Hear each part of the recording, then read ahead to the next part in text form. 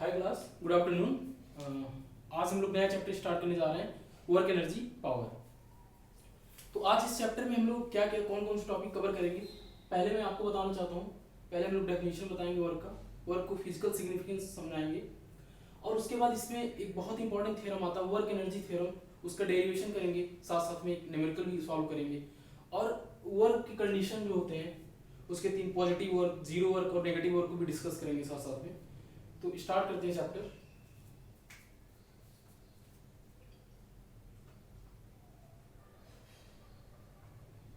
Work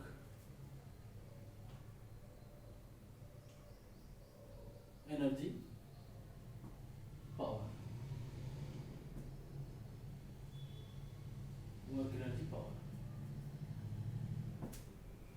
so physics का term जो work होता है वो अपनी डेली लाइफ के टर्म वर्क से डिफरेंट होता है।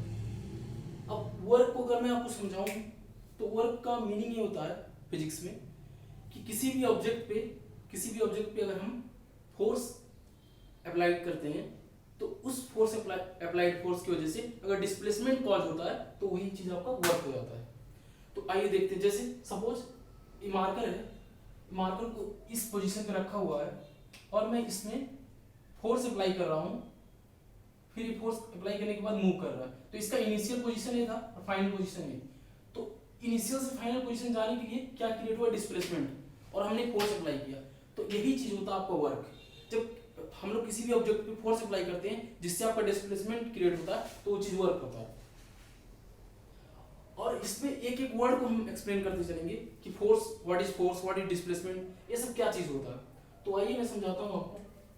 पहले इसका हम डेफिनेशन लिखते हैं वर्क का। वर्क का डेफिनेशन क्या होता है,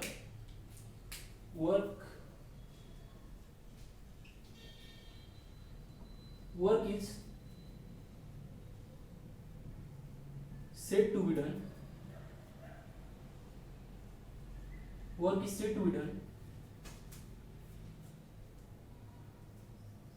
by a force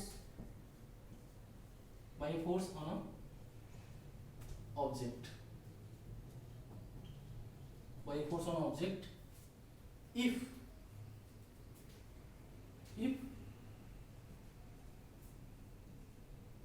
applied force causes displacement.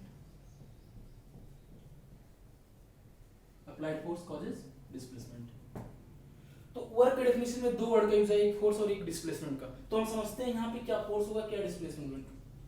तो आइए देखिए, जैसे हम लोग समझते हैं, अब डिस्प्लेसमेंट को डिफाइन करते हैं तो क्या होता है। डिस्प्लेसमेंट मतलब ये होता है कि change in the position vector को, जैसे आपको पहले क्या बताया था मैंने, initial position and final position.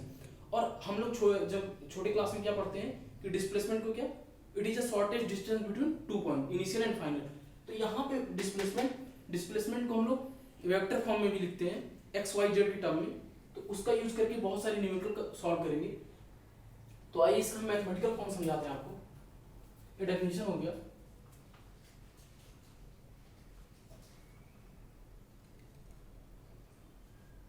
Mathematical form, so work done equals to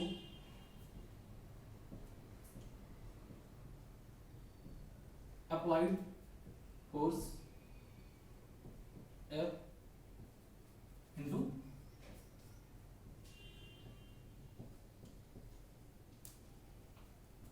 displacement S। अब देखिए यहाँ पे work done equals to F cross S। अब यहाँ पे एक बहुत इंपॉर्टेंट क्वेश्चन अराइज होता है, जो कि हम लोग वर्क डन क्या लिखें, फोर्स इनटू डिस्प्लेसमेंट। आपको भी पता है क्योंकि अभी हम आपको बताने जा रहे हैं कि वर्क डन आपका स्केलर क्वांटिटी है कि डायरेक्ट क्वांटिटी है। तो इससे देखिए फोर्स कौन सा क्वांटिटी होता है, वेक्टर क्वांटिटी, और डिस्प्लेसमेंट भी वेक्टर क्वांटिटी होता है। लेकिन क्वेश्चन यहाँ राइज हो जाता है कि वर्क डन कौन सा क्वांटिटी है। तो आपको मैं बताऊंगा वर्क डन स्केलर क्वांटिटी होता है, लेकिन क्यों, इसके पीछे रीजन है। और एक बहुत इंपॉर्टेंट कभी कभी थ्योरेटिकल क्वेश्चन आईआईटी जेईई में पूछ लेता। तो इसके पीछे लॉजिक क्या है देखिए, इसमें थोड़ा मैथमेटिक्स का यूज हुआ है। देखिए आप नोट करके लिखेंगे, पहले मैं लिख देता हूं work done is a scalar quantity, work done is a scalar quantity.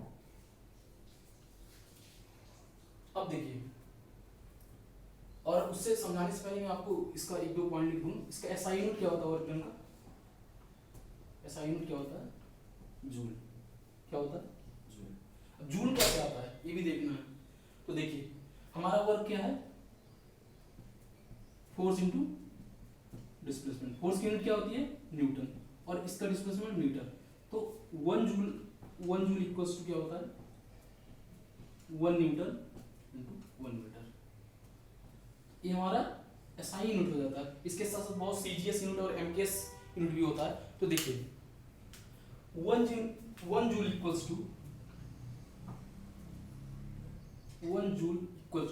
10 to the power 5 9। ये सब आप नोट करके लिख लेंगे।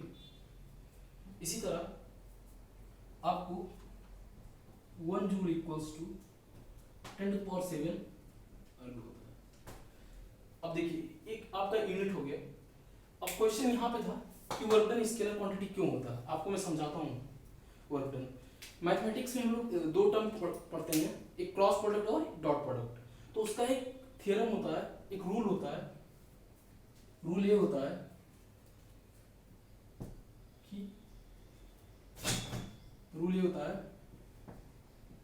द प्रोडक्ट ऑफ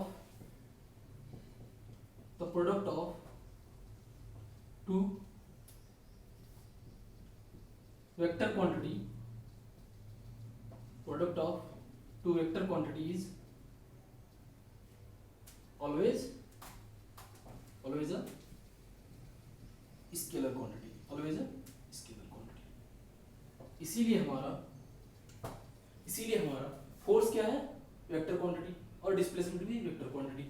तो फोर्स और डिस्प्लेसमेंट वेक्टर क्वांटिटी है, इसलिए product of two vector quantity is always a scalar quantity. That's why work done is a scalar quantity. तो आइए हम समझते हैं। अभी हमारा वर्क डन स्केलर क्वांटिटी हो गया। आप लोगों को पता होगा कि एक आपका स्केलर क्वांटिटी होता है, एक वेक्टर क्वांटिटी होता है, और एक जैसे लास्ट क्लास में मैंने बताया था आपको, एक क्वांटिटी टेंसर क्वांटिटी होता है। तो स्केलर क्वांटिटी के लिए क्या रिक्वायरमेंट होती है? मैग्नीट्यूड की, और वेक्टर क्वांटिटी के लिए magnitude as well as direction. लेकिन टेंसर क्वांटिटी के लिए क्या आपको मैग्नीट्यूड भी चाहिए, डायरेक्शन भी चाहिए, और orientation as well as plane. क्योंकि हमारा जो टेंसर क्वांटिटी होता है, टेंसर क्वांटिटी के एग्जांपल जो होते हैं जैसे मोमेंट ऑफ इनर्शिया हो गया, स्ट्रेस हो गया। क्योंकि कभी भी प्रेशर एक पॉइंट पे एक्ट कर सकता है, स्ट्रेस जो होता है वो कंप्लीट एक प्लेन पे एक्ट करता है, या उसके लिए ओरिएंटेशन होना चाहिए एक्स वाई जेड प्लेन में, इसलिए वो टेंसर क्वांटिटी। बहुत सारे स्टूडेंट को डाउट होता है कि टेंसर क्वांटिटी एक नया वर्ड है, तो इसको मैं इसलिए आपको थोड़ा समझा दिया। अब इसके बाद आता है आपका 2-3 टर्म कि अब इस पे अगला क्वेश्चन होगा कि work energy.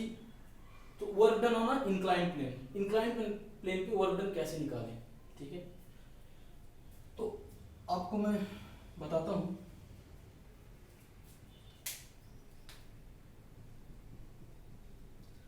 Work done on inclined plane. अब यहां पे हमारा क्या होगा? Horizontal component as well as vertical component को हम लोग रिजॉल्व करते हैं। तो इसीलिए work done on inclined plane, इस चीज को भी समझना ये बहुत इंपॉर्टेंट, मैक्सिमम क्वेश्चन इसी पे बेस्ड होता है। तो समझते हैं इसको। अब यहाँ पे आप लोग बहुत सारी बुक्स में ये भी देखते हैं, वर्क डन को ऐसे लिखा जाता है W equals to F cos theta into S, ऐसे करके। तो इसलिए ये लिखा जाता है। अब हम इस डायग्राम से समझेंगे। देखिए सपोज ये कोई ब्लॉक है,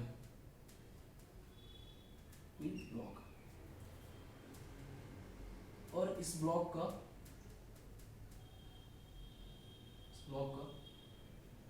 सपोज ये ब्लॉक जो था, इसका अगर हम इसको रिजॉल्व करें, इसका कंपोनेंट क्या क्या हो जाएगा? एक हो जाएगा यहाँ पे अगर इंक्लिनेशन है, हमारा थीटा है, ये देखिए ये हमारा क्या हो जाएगा? F sin theta. ये हमारा क्या हो जाएगा एफ कॉस थीटा। और हमारा डिस्प्लेसमेंट देखते हैं यहाँ से यहाँ तक एस डिस्प्लेसमेंट। तो हमारा जो डिस्प्लेसमेंट हुआ वो हॉरिजॉन्टल डायरेक्शन में हुआ, इसीलिए हमारा एफ कॉस थीटा आता है ना कि एफ साइन थीटा आता है। इसलिए हम लोग लिखते हैं F cos theta into S. ठीक है, क्योंकि आपको मैंने बताया था अप्लाइड फोर्स इनटू डिस्प्लेसमेंट, तो अप्लाइड फोर्स कौन सी डायरेक्शन में अप्लाइड हॉरिजॉन्टल में, इसलिए F cos theta into displacement, इसलिए हम लोग इसको लिखते हैं F cos theta into S. तो इसी अब यहाँ पे वर्क डन को हम लोग वेक्टर के फॉर्म में लिखे थे एफ इनटू एस, हम लोग इसको ऐसे भी लिखते हैं work done equals to F into S equals to F dot S, क्योंकि अभी मैंने आपको बताया होगा कि वर्क डन अपना स्केलर क्वांटिटी, इसलिए एफ डॉट एस लिखते हैं। ये बहुत इंपॉर्टेंट, इसके पीछे कॉन्सेप्ट यही था। बहुत सारे लोग को नहीं पता होता वर्क डन स्केलर क्वांटिटी होता क्यों होता है, इसके पीछे रीजन यही था। अब आप लोग इसको नोट कर लें, उसके बाद मैं रब करता हूँ।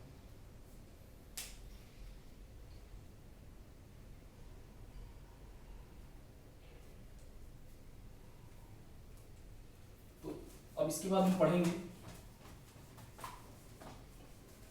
इसके बाद पढ़ेंगे work done on inclined plane की three cases, positive work, zero work and negative work.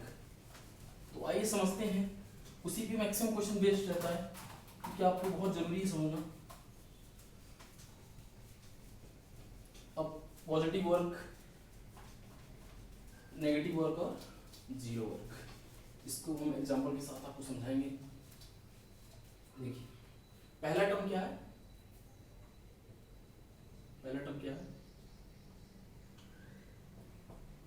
Positive work. Positive work मतलब क्या होता है कि अप्लाइड फोर्स, जो आपका अप्लाइड फोर्स है, अगर मोशन की डायरेक्शन में है, मोशन को अपोज नहीं कर रहा, तो पॉजिटिव वर्क होगा। क्या मैंने बोला कि अगर अप्लाइड फोर्स मोशन की डायरेक्शन में है, अगर मोशन को अपोज नहीं करता है, तो वो पॉजिटिव वर्क होता है। और जीरो वर्क क्या होता है, जीरो वर्क का मतलब ये होता है कि अगर अप्लाइड फोर्स की वजह से डिस्प्लेसमेंट कुछ भी नहीं हो रहा है, डिस्प्लेसमेंट जीरो है, तो डिस्प्लेसमेंट जीरो मतलब वो मूव नहीं कर रहा, आपको फोर्स लगाने के बाद भी मूव नहीं कर रहा, तो जीरो वर्क। और नेगेटिव वर्क क्या होता है कि जो हमारा अप्लाइड फोर्स होता है, अगर मोशन को अपोज करता है अपोजिट डायरेक्शन में, तो चीज नेगेटिव वर्क होता है। आपको मैं डायग्राम के साथ इसको समझाता हूँ। और मैक्सिमम जो भी वर्क, पूरे वर्क कंडीशन, पूरा जो positive work, zero work, negative work का पूरा खेल एंगल ऑफ इंक्लिनेशन पे है। थीटा डिसाइड करता है कि जैसे सपोज आपको मैं समझाऊं, सपोज ए हमारा, सपोज एक फोर्स है और एक डिस्प्लेसमेंट का, तो अब यहाँ पे मुझे देखना है कि force, suppose this is force और ये डिस्प्लेसमेंट का है, तो फोर्स और डिस्प्लेसमेंट में एंगल, ये जो थीटा बनता है ना, थीटा वही डिसाइड करता है कि पॉजिटिव वर्क है या नेगेटिव वर्क है या जीरो वर्क है। जीरो वर्क के केस में क्या होता है, फोर्स और डिस्प्लेसमेंट के बीच में आपका 90 डिग्री बन जाता है, और हम लोग को पता है कि cos 90 क्या होता है, जीरो, तो cos 90 जीरो हो जाता है, इसलिए जब हमारा परपेंडिकुलर हो जाएगा तो जीरो वर्क हो जाएगा। अभी मैं आपको समझाता हूँ। देखिए पॉजिटिव वर्क क्या होता है, यहाँ पे आप ब्रैकेट में लिखिए when theta is acute angle। अब acute angle क्या होता है, लेस देन 90 डिग्री। जब हमारा अप्लाइड फोर्स और डिस्प्लेसमेंट के बीच में angle of inclination less than 90 degree होता है, तो पॉजिटिव वर्क का केस होता है। कौन सा केस होता है, पॉजिटिव वर्क। तो आइए इस डायग्राम से मैं बताता हूँ आपको। सपोज ये हमारा फोर्स है, देखिए अब यहाँ पे मैं समझाता हूँ, एस वेक्टर है, एफ वेक्टर है। अब देखिए यहाँ पे जो एंगल ऑफ इंक्लिनेशन है थीटा, वो क्या होगा, less than 90 degree, less than 90 degree. ये हमारा केस होता है पॉजिटिव वर्क का, केस हो गया। फिगर क्या है, पॉजिटिव वर्क। इसी तरह आपको मैं बताता हूं दूसरा क्या है, जीरो वर्क। जीरो वर्क यहां पे क्या होगा, जीरो वर्क में क्या लिखेंगे, when theta is perpendicular, theta is at perpendicular such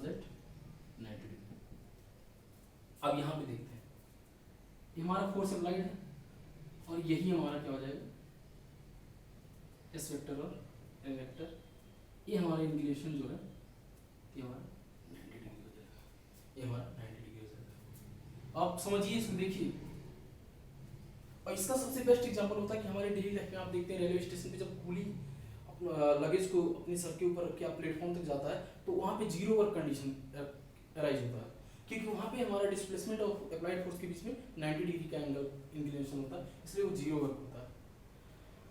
तो हम थर्ड पढ़ेंगे कौन सा, नेगेटिव वर्क।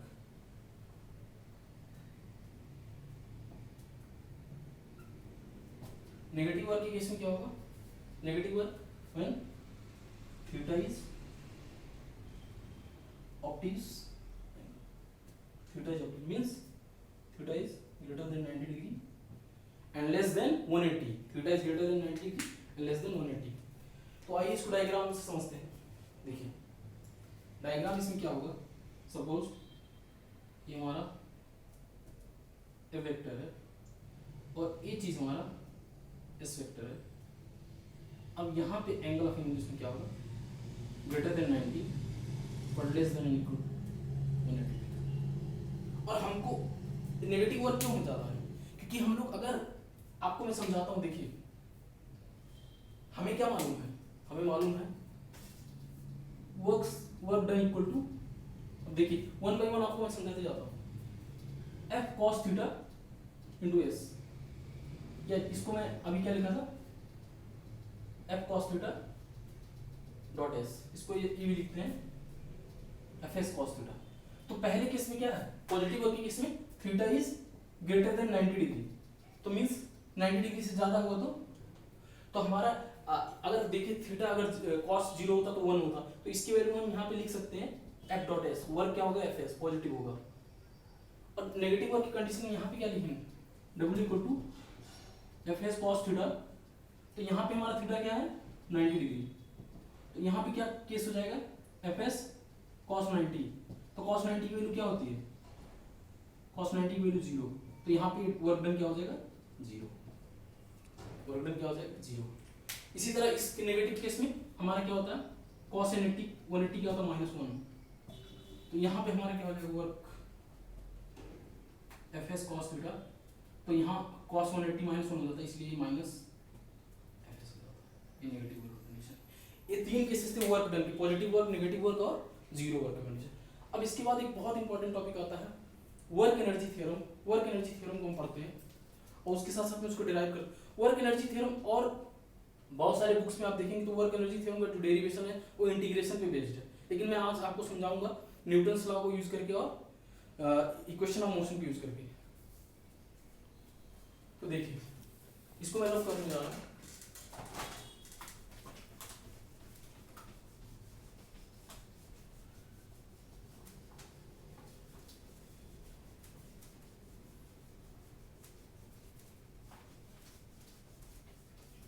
अगला टॉपिक क्या है, वर्क एनर्जी थ्योरम। बहुत इंपॉर्टेंट है, बहुत इंपॉर्टेंट टॉपिक है वर्क एनर्जी थ्योरम। इसको एक नाम से और जानते हैं, वर्क एनर्जी थ्योरम जो है किस पे बेस्ड है, एक्सटेंशन ऑफ न्यूटन्स लॉ पे। इसको यहां लिखते हैं ब्रैकेट में, it is a extension of Newton's law. आइए इसको देखते हैं, ड्राइव करते हैं वर्क एनर्जी थ्योरम। तो हम लोग को ये क्या मालूम है, हम न्यूटन्स अकॉर्डिंग टू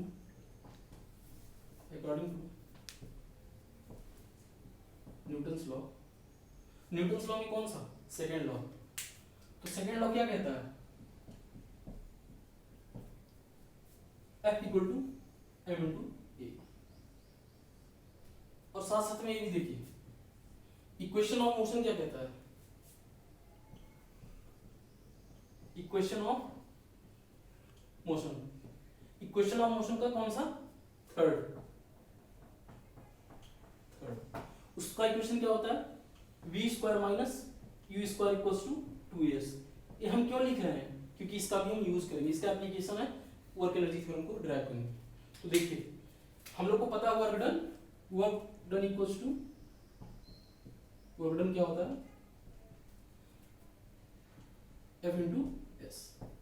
आप बहुत सारे बुक्स में देखेंगे वो इंटीग्रेशन से या उसको भी हम समझा देंगे, लेकिन आपको हम इजी वे में बता रहे हैं। तो देखिए यहाँ पे हम यहाँ से वैल्यू पुट करेंगे F equal to m a, और यहाँ से क्या निकालेंगे S की वैल्यू। अगर यहाँ पे मैं निकालता हूँ, पहले इसको देखिए, v square minus u square upon 2a, ये किसके इक्वल हो जाएगा, S के। S यहाँ पे क्या है, डिस्प्लेसमेंट, और हमें क्या निकालना है यहाँ पे, फोर्स और डिस्प्लेसमेंट को पुट करना है यहाँ पे। देखिए पहले यहाँ पुट करते हैं, यहाँ m इंटू ए, और वहां से क्या S की वैल्यू क्या हो जाएगी, v square minus u square upon 2a। तो इसको ओपन करते हैं, चलिए इसको ओपन करेंगे, क्या आ जाएगा, इसको ओपन करते हैं 1/2a into m a v square minus 1/2a into m a u square. तो देखिए हम यहाँ ए से कैंसिल, यहाँ भी कैंसिल, तो क्या आ जाएगा, half m v square minus half m u square. ये हमारा क्या हो गया, वर्क डन का वर्क एनर्जी थ्योरम। इसको ट्रिपल स्टार लगाइए, वर्क एनर्जी थ्योरम यही होता है, half m v square minus half m, means change of kinetic energy, change in kinetic energy. Work done is equals to change in kinetic energy. तो अब यहाँ पे work done निकालते, कभी भी इस वर्क एनर्जी थ्योरम का यूज कहाँ पे आता है मैं बताता हूँ। कभी भी आपको क्वेश्चन में क्या होगा कि दो वेलोसिटी दी होगी, इनिशियल वेलोसिटी और फाइनल वेलोसिटी दोनों। तब अगर ऐसे आपको कैसे पता करना है कि वर्क एनर्जी थ्योरम इस क्वेश्चन में लगेगा, कि डायरेक्टली हम लोग F S cos theta use करेंगे। जहां पे वेलोसिटी दो मिले आपको, इनिशियल वेलोसिटी और फाइनल वेलोसिटी, उसके बाद आप समझिए ये वर्क एनर्जी थ्योरम का क्वेश्चन है, क्योंकि half m v square minus half, यहाँ पे ए फाइनल वेलोसिटी और ए इनिशियल वेलोसिटी। तो ये चीज हो गया। तो इसको अगर हम लिखते हैं लैंग्वेज में क्या हो जाएगा, change in kinetic energy of object is equals to work done, ये बहुत इंपॉर्टेंट थ्योरम था वर्क एनर्जी थ्योरम। आप इसको नोट कर लीजिए। इसके बाद हम आपको एक न्यूमेरिकल कराएंगे वर्क पे, उसके बाद एनर्जी पावर। ये आज लेक्चर फर्स्ट है और इसका कंप्लीट पूरा चैप्टर हम पढ़ेंगे, लेकिन आप इसको जब भी देखिए पूरा कंप्लीट लेक्चर देखिए, क्योंकि आपको तभी समझ में आएगा। छोटे छोटे जो बेसिक कॉन्सेप्ट होते हैं वो बहुत मिसिंग होते हैं, इसलिए आपको पूरा वीडियो देखिए। तो अगला इसको नोट कर लीजिए, उसके बाद आपको हम एक न्यूमेरिकल कराते हैं अच्छा सा।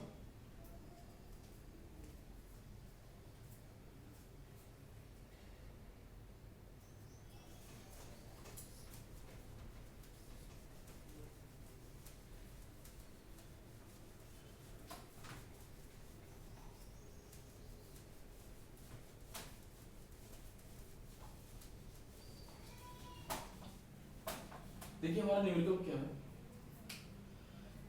हम लोग कभी कभी क्वेश्चन में, आप मैथमेटिक्स में पाते हैं कि क्वेश्चन आता है area bounded by the curve पे, तो आज ऐसे ही क्वेश्चन कराते हैं।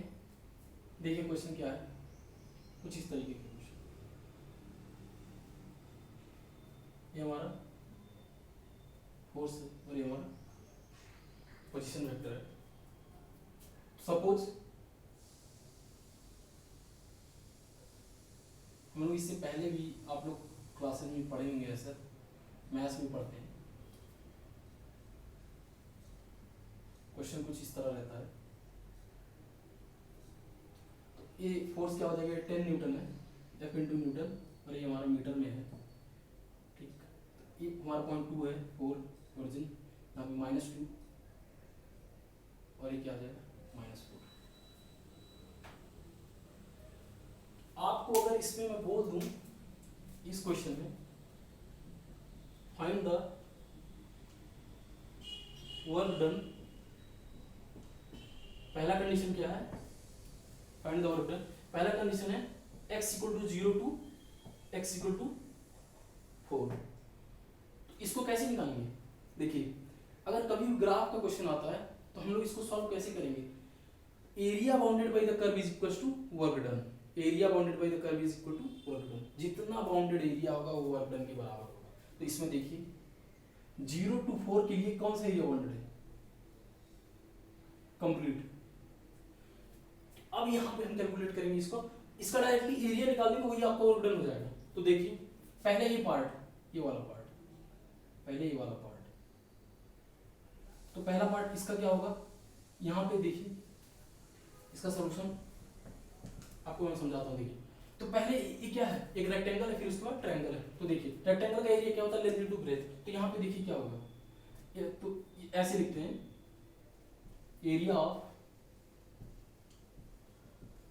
रेक्टेंगल, सपोज इसका नाम दे देते हैं, suppose O A B C D.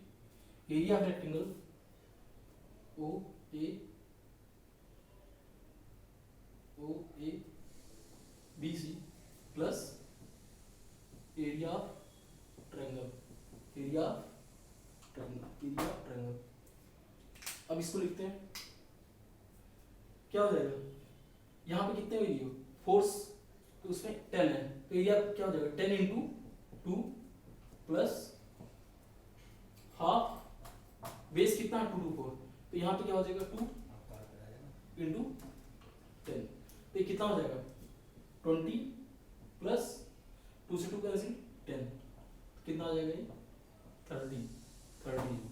तो अगर हमको 0 to 4 निकालना है इसको, तो कैसे कर देंगे, ये हमारा 20 और प्लस ये क्या हो जाएगा हाफ, बेस इंटू हाइट 10, 2 से 2 कैंसिल, तो वहां से 10 हो गया, तो 20 प्लस 10 30। यही चीज आपका दूसरा केस क्या हो सकता है, x इक्वल टू